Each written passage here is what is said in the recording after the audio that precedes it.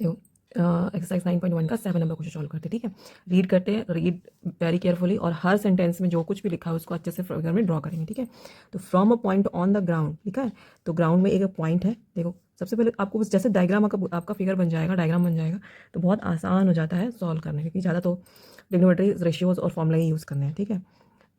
तो एक पॉइंट से क्या कह रहा है, the angle of elevation of a bottom and the top of a transmission tower fixed, जो कि क्या है, फिक्स्ड है, at a top of a 20 metre height building, ठीक है। तो एक 20 मीटर की हाइट बिल्डिंग है, ये सपोज 20 मीटर की हाइट बिल्डिंग बना दी हमने, इसके ऊपर लगा है क्या, टावर। अब इसको टावर मान लेना, ओके, ठीक है।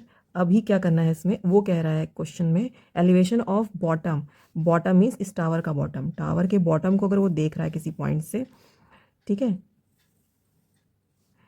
तो और उसके टॉप को जब देखता है, तो दोनों टाइम में एंगल ऑफ एलिवेशन कितना है हमारा, जब बॉटम को देखता है तो 45 है, और जब टॉप को देखता है तो इसके 60 डिग्री है, ठीक है। ये कह रहा है respectively find the height of the tower, tower की क्या निकालनी है हमें, हाइट फाइंड करनी है, मीन्स एच सपोज कर लो, ठीक है। तो अभी देखो ये बहुत ही आसान क्वेश्चन है, टफ नहीं है, सब कुछ है, फटाफट नेमिंग कर लो, ए बी सी और डी, ओके। ये है हाइट किसकी, बिल्डिंग की। तो जो जो गिवन है उसको नोट डाउन कर लेते हैं, सबसे ईजिएस्ट अप्रोच यही है, जो जो पहले सबसे पहले क्या है, गिवन होता है तो उसको नोट डाउन जरूर करना है। आपको बोर्ड एग्जाम देना है तो आपको तरीके से लिख के सवाल करना है, ठीक है। तो हाइट ऑफ द बिल्डिंग क्या है, ऊपर टावर खड़ा है, 20 मीटर हो गया, ठीक है। और लेट कर लिया क्या हमने, हाइट ऑफ द टावर कितना, एच मान लिया, ओके। अब अभी देखो, और एंगल ऑफ एलिवेशन दे रखा है।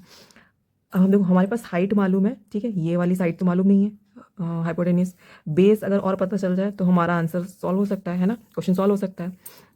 तो बेस पता करने के लिए सबसे पहले हम छोटे वाले राइट एंगल ट्राइंगल को चूज़ करते हैं, ठीक है, मीन्स ए बी सी वाले पे काम करते हैं।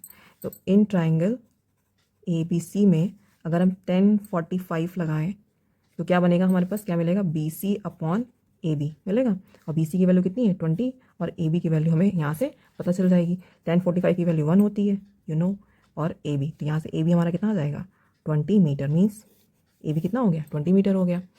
अभी अब हमें क्या एच निकालना है, मीन्स अगर एच चाहिए तो हम ये छोटा वाला ट्राइंगल नहीं ले सकते हैं, है ना, क्योंकि हमें राइट एंगल ट्राइंगल चाहिए। कौन सा चाहिए, राइट एंगल ट्राइंगल चाहिए, तो हमें ये पूरा का पूरा क्या करना, पूरा का पूरा ट्राइंगल लेना होगा। ये बात आप लोगों को समझनी है, ठीक है, ये बात आपको समझनी है कि हमें पूरा ट्राइंगल लेना पड़ेगा, ना कि ये छोटा इस तिरछा, क्योंकि हमें राइट एंगल ट्राइंगल चाहिए, ठीक है, इस वजह से हमें ये पूरा ट्राइंगल लेना होगा। तो अगेन हम क्या करेंगे, ट्राइंगल ए बी डी पूरा ट्राइंगल ले लेंगे, और फिर यहाँ पे हमें क्योंकि परपेंडिकुलर और बेस ही मालूम है, तो इसलिए अगेन 10 की वैल्यू यूज़ करेंगे। 1060 इज इक्वल टू कितना होता है हमारे पास, यहाँ पे पहले क्या लिखेंगे, perpendicular means B D upon A B, right, ये तो होगा, बेस तो उसके लिए भी ए बी है। तो बी डी की वैल्यू देखो यहाँ से फ्रॉम फिगर क्या, बी डी की वैल्यू कितनी रहेगी, 20 प्लस एच, राइट। तो from figure B D is equal to कितना निकलेगा, एच प्लस 20, राइट।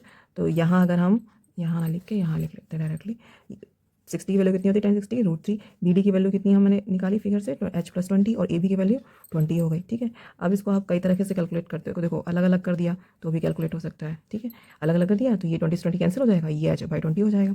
और हमें क्या चाहिए, एच की वैल्यू चाहिए ना, क्योंकि हाइट ऑफ द टावर चाहिए, तो ये हो जाएगा √3 - 1, 1 को इस साइड ट्रांसफर कर दिया, और एच इज इक्वल टू कितना हो जाएगा, √3 - 1, और आगे लिखो चाहे पीछे लिखो, मल्टीप्लाई में कोई फर्क नहीं पड़ता। तो एच की वैल्यू कितनी आ गई, 20 √3 - 1, ठीक है, कितना meter, height of the tower. Answer आ गया हमारा क्या,